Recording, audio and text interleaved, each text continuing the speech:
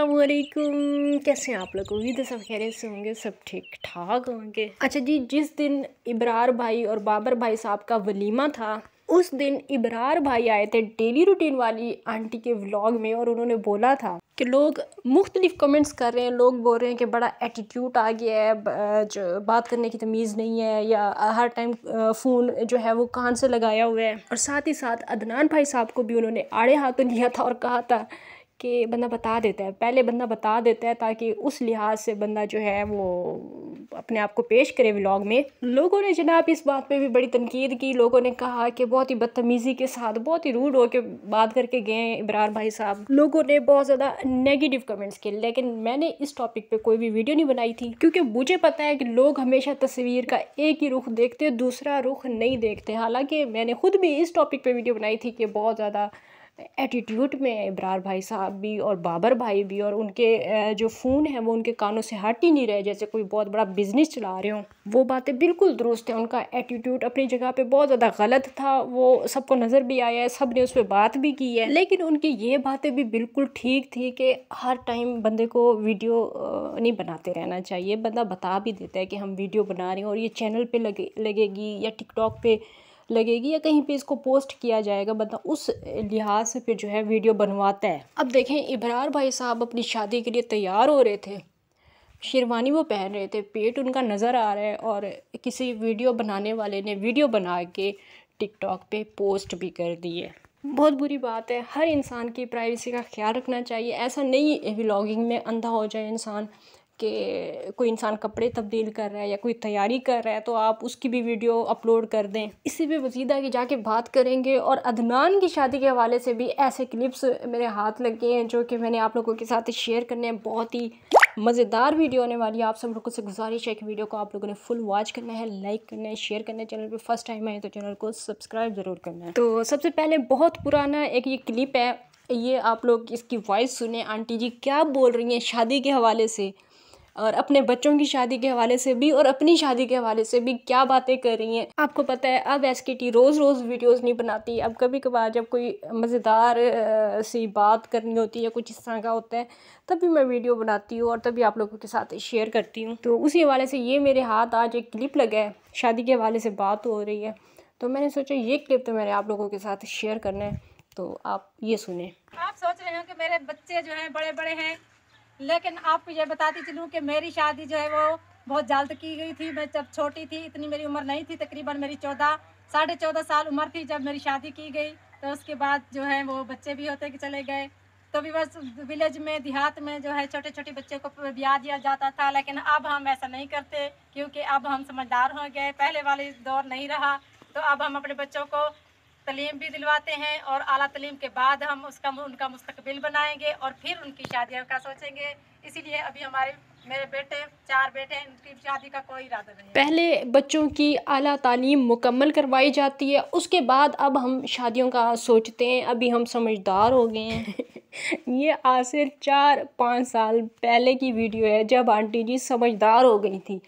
अब आंटी जी पहले से भी ज़्यादा समझदार हो गई हैं। अब आंटी जी की सोच इस तरह की हो गई है कि भाई बनानी तो यूट्यूब की वीडियोस ही हैं, बहू आएगी तो ज़्यादा अच्छा कंटेंट बनेगा, कंटेंट अच्छा बनेगा तो फिर लोग आएंगे, देखेंगे, व्यूज़ आएंगे, डॉलर आएंगे। पहले आंटी जी सिर्फ समझदार हुई थी, लेकिन अब आंटी जी बहुत ज़्यादा समझदार हो गई हैं। हमारे इलाके में औरतें ऐसा काम नहीं करती, बल्कि यूट्यूब पे तो जाना सोचती ही नहीं। जब मैं पहली औरत हूँ अपने इलाके की जो यूट्यूब पर आई, और आपने बहुत हमें पसंद किया, हमारे घर को पसंद किया, हमारी वीडियो को पसंद किया, इसके लिए आपका बहुत बहुत शुक्रिया। और मैं आपको यह भी बता दूं कि हमारे इलाके में अभी ज़्यादा अवेयरनेस नहीं है, लोगों को कुछ पता नहीं है कि यूट्यूब क्या चीज़ है, और उन्हें यह भी पता नहीं है कि हम ये काम करते हैं, यूट्यूब के चैनल पे हम काम करते हैं। और हमारे इलाके वाले को, बाहर वाले को कुछ पता नहीं है, क्योंकि यहाँ लोग बहुत बातें बनाते हैं, औरतों का चैनल पर जाना बुरा समझते हैं। तो इसीलिए हमने अभी इलाके वालों को नहीं बताया। हमारे इलाके में लोगों को ज़्यादातर अवेयरनेस नहीं है।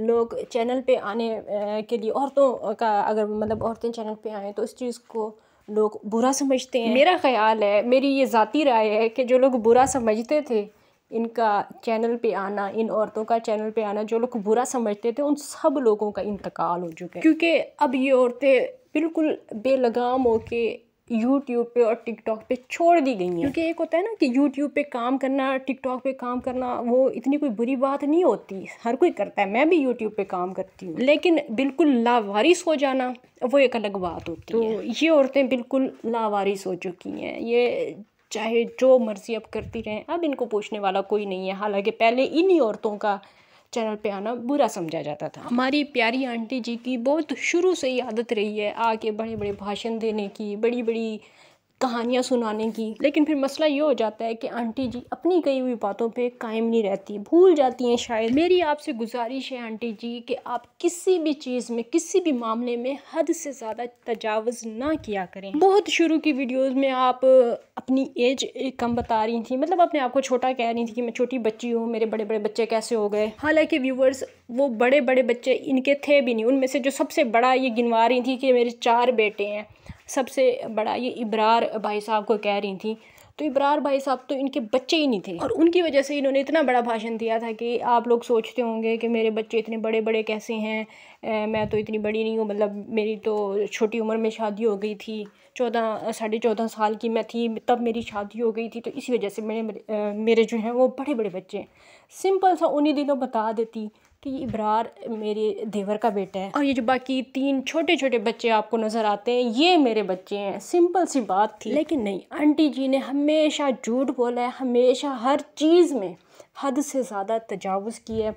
और यही बात है, सिर्फ यही बात है कि लोग अब इनके झूठ को पसंद नहीं करते। अभी भी आप बोल रही होती हैं, बार बार ये बात बोल रही होती हैं कि मेरी बहुएं, मेरा दामाद, मेरे बच्चे, हर चीज़ में आप ये जो मेरा मेरा कर रही होती है ना, तो वो जिनको आप मेरा मेरा करते हैं वो आपसे पूछते भी नहीं हैं। जो मतलब नज़र आती है ना सच्चाई, तो अब हम लोग तो झूठ नहीं ना बोल सकते, झूठ बोलना आपका काम है, हमारा काम तो नहीं है। हमें तो जो सच्चाई नज़र आती है हम तो उसी हवाले से बात करेंगे, तो वो आपको कुछ भी नहीं समझते। बराए मेहरबानी ये मेरे बच्चे, मेरी बहुएं, मेरा दामाद, ये कहना आप थोड़ा सा कम कर दें। हर कोई कहता है भांजे भतीजों को, हम भी अपना बच्चा ही कहते हैं, लेकिन ये कैमरे के आगे दिखावा कोई नहीं करता। देखिए ना, आपके लिए ये एक बहुत ही मामूली सी बात होगी कि आपकी एक बहुत पुरानी वीडियो में जिसमें आपने बताया हुआ था कि इब्रार आपका बेटा है, सगा बेटा है, तो उसमें आपने कितना झूठ बोला हुआ है उस वीडियो में कि मेरे बड़े बच्चे इस वजह से हैं कि मेरी छोटी एज में शायद, मतलब कहानियाँ अब आप लोग पीछे सुन ही चुके हैं। तो ये इतनी कहानियाँ, ये इतने झूठ सुना सुना के जो आपने पैसे कमाए हैं, वो आपके पैसे किस काम आए हैं? वो मतलब आपके घर पे कहाँ पे वो पैसे लगे हैं? जिनका घर बनना था, जिन्होंने तरक्की करनी थी, जिन्होंने गाड़ियाँ लेनी थी, उन्होंने ले ली हैं। अब आपका बेटा मेहनत कर रहे हैं माशाल्लाह से, अदनान भाई जो हैं वो मेहनत कर रहे हैं, वो कमा रहे हैं, अब आपका घर बन रहा है और अब नज़र आ रहा है। पहले वाले इतने झूठ आपके, इतने ड्रामे, इतने फसाद, इतना आपने वो क्या नाम है उनका, आसिफ फैमिली को भी जो आपने लूटा, उनकी भी बद्दुआएं ली, क्या हासिल हुआ आपको? चलें जी, फ़िलहाल के लिए इतना ही काफ़ी है। आंटी जी गुजारिश है आपसे, नेक्स्ट टाइम किसी और के लिए झूठ ना बोला करें, ठीक है? फ़िलहाल के लिए इतना ही काफ़ी है।